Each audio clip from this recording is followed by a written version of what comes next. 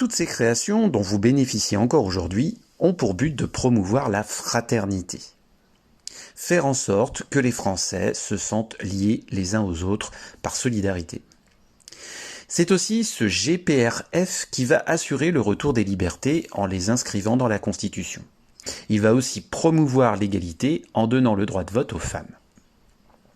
En 1946, donc, naît la 4e République, imaginée et créée par les résistants. Cette 4e République naît dans un contexte très riche.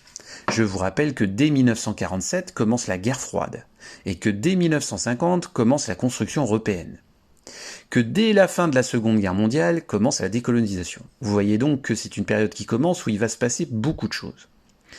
Alors, si on revient sur les décolonisations, eh bien, ces décolonisations, qui concernent tous les pays européens ayant des colonies, se déroulent de deux façons. Soit de manière pacifique, soit de manière conflictuelle, par la guerre. Alors de manière pacifique, ça veut dire sans conflit entre le pays européen colonisateur et sa colonie. C'est le cas par exemple de l'Inde, qui accède à l'indépendance en 1947, sans avoir eu besoin de faire la guerre contre les colons anglais pour l'obtenir. C'est le cas également de nombreuses colonies françaises. Mais il y a une colonie que la France ne veut pas perdre. Une colonie à laquelle la France ne veut pas donner l'indépendance. Cette colonie, c'est l'Algérie. Éclate alors en 1954 la guerre d'Algérie.